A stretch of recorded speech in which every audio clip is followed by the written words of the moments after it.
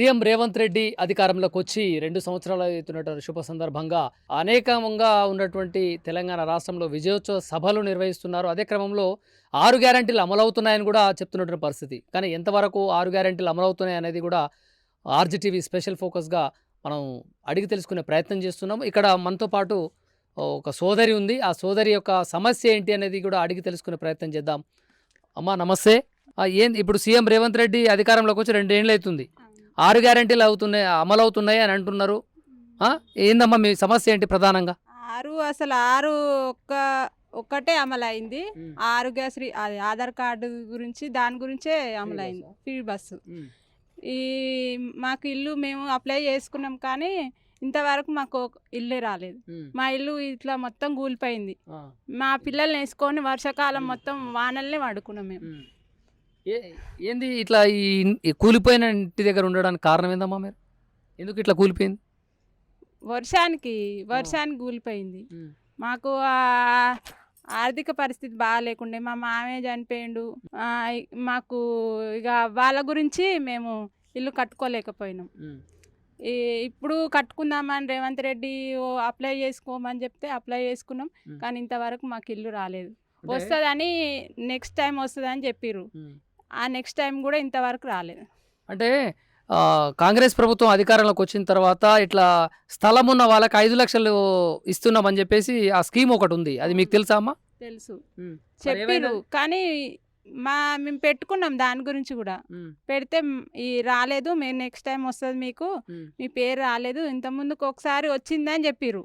First వచ్చిందని చెప్పి photo గిటో తీసుకొని పోయిర్రు.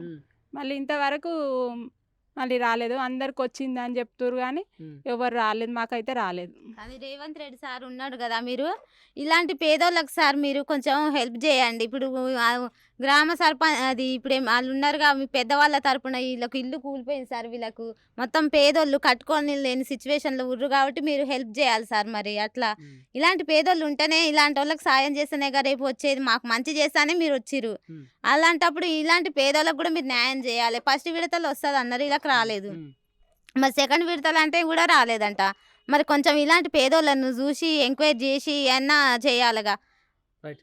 అది ఇప్పుడు సాధారణంగా ఇల్లు కూలిపోయిన వాళ్ళకి ఇందిరమ్మ ఇల్లులు అని ఇస్తుంటారు. మీకు ఇందిరమ్మ ఇల్లు అప్లికేషన్ పెట్టుకురమ్మా మీరు?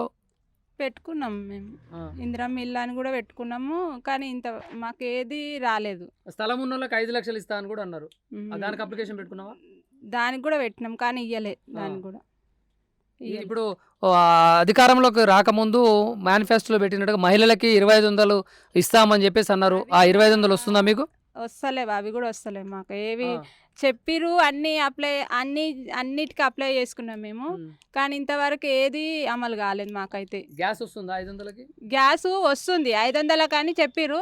కానీ మళ్ళీ మొత్తం అమౌంట్ కడుతున్నాం. ఎంత కడుతున్నారు మీరు? 1000 రూపీస్ కడుతున్నాం. 1000 రూపీస్ లేదు, ఆయన 1000 రూపీస్ తీసుకుంటాడు. అంతేనా? 1000 రూపీస్ తీసుకుంటాడు.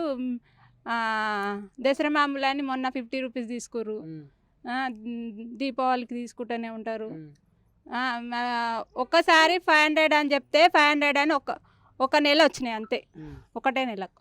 మళ్ళీ రాలేదు. ఇంకో విషయం ఏంటంటే ఇక్కడ రుణమాఫీ చేస్తా అని అన్నారు. 2 లక్షల రుణమాఫీ, డ్వాక్రా మహిళలకు రుణాలు ఇస్తా అని అన్నారు. అవి అందుతున్నాయి.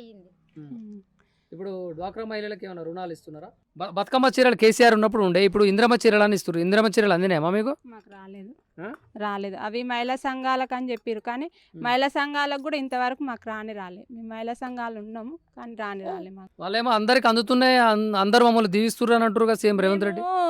మేము బతకడానికి అక్కడిక్కడ పోయినా కానీ మా కేసీఆర్ వాళ్ళు పంపించారు మాకు.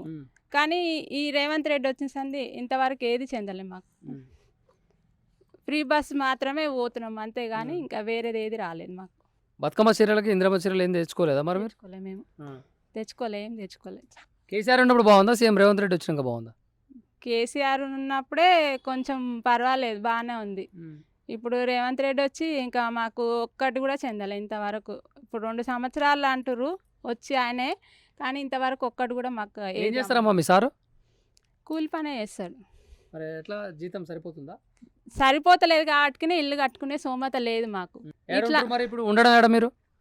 పక్కనే ఒక రూమ్ వేసుకున్నాము, అందులో ఉంటాం. అంటే కిరాయా? కిరాయం లేదు, మాదే ఇది. చిన్నపాటి రూమ్. చిన్నపాటి రూమ్ వేసుకున్నాం. ఇంకా పిల్లలకు కొంచెం ఎంతమంది పిల్లలు మీకు? 3 పిల్లలు ఓకే. చదువుకుంటారా? చదువుకుంటారు. ఓకే. చిన్న బాబు, అమ్మాయి అబ్బాయి చదువుకుంటారు. వీళ్ళు ఇట్లా ఇల్లు కూలిపోయింది కమ్మా, ఆ కూలిపోయిన సమయంలో మీకు ఏమనిపించింది?